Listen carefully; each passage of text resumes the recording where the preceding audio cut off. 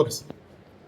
గత నెలలో మెట్పల్లి ఎంఆర్ఓ గారు వారి యొక్క సిగ్నేచర్ని మరియు వారి యొక్క పర్సనల్ అధికారిక ముద్రను, అలాగే ఎంఆర్ఓ ఆఫీస్ యొక్క అధికారిక ముద్రను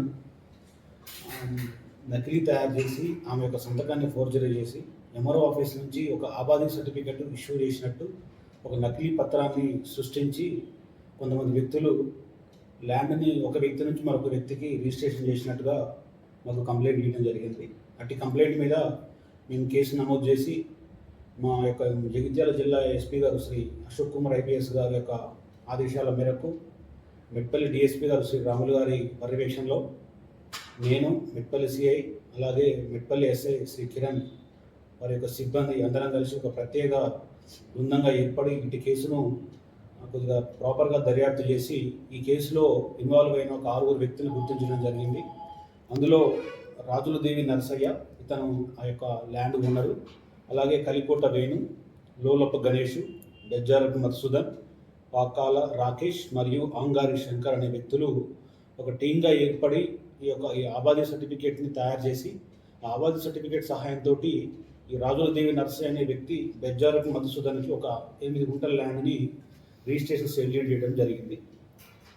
ఈ యొక్క కేసులో ఎంఆర్ఓ గారి సంతకాన్ని ఫోర్జరీ చేసినట్టు, అలాగే ఆ ఆబాదీ సర్టిఫికేట్ని తయారు చేయడానికి ఉపయోగించిన నకిలీ స్టాంపును, సీల్ను స్వాధీనపరచుకోవడం జరిగింది. అలాగే అట్టి పత్రాన్ని తయారు చేయడానికి ఉపయోగించిన ఈ డాక్యుమెంట్ రైటర్ రాకేష్ దగ్గర నుంచి ప్రింటర్, అతని యొక్క ల్యాప్టాప్ వాటిని కూడా స్వాధీనపరచుకోవడం జరిగింది. వారితో పాటు ఈరోజు ఈ 4 రిమాండ్ చేయడం జరిగింది. వారిలో రాజులదేవి నరసయ్య, కలికోట వేణు, లోలపు గణేష్ మరియు పాకాల రాకేష్ 4 అరెస్ట్ చేయడం జరిగింది, రిమాండ్ తరలించడం జరిగింది. మిగతా 2 మధుసూదన్ మరియు అంగారి శంకర్లను కూడా తొందరలోనే అరెస్ట్ చేస్తాం. వీరే కాకుండా ఇంకెవరైనా కానీ ఈ కేసులో ఇన్వాల్వ్ అయ్యి ఉంటే కనుక వాళ్ళని కూడా గుర్తించి వాళ్ళ మీద కూడా కఠినంగా చర్యలు తీసుకుంటాం. ఈ సందర్భంగా అందరికీ చెప్పేది ఏముందంటే, ఎవరు కూడా ఇలాంటి భూ ఆక్రమణకు పాల్పడ్డా, అలాగే ఇట్లాంటి నకిలీ పత్రాలు సృష్టించి ఇట్లాంటి చర్యలకు పాల్పడితే చట్ట ప్రకారంగా కఠిన చర్యలు తీసుకుంటామని తెలియజేస్తున్నాం.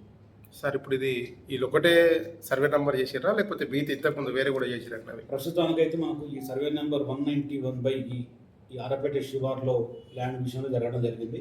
మిగతా ఏమైనా ఉంటే కూడా తదుపరి దర్యాప్తులో తెలియజేస్తాం. అసలైన ఓనర్ ఎవరు? Land owner?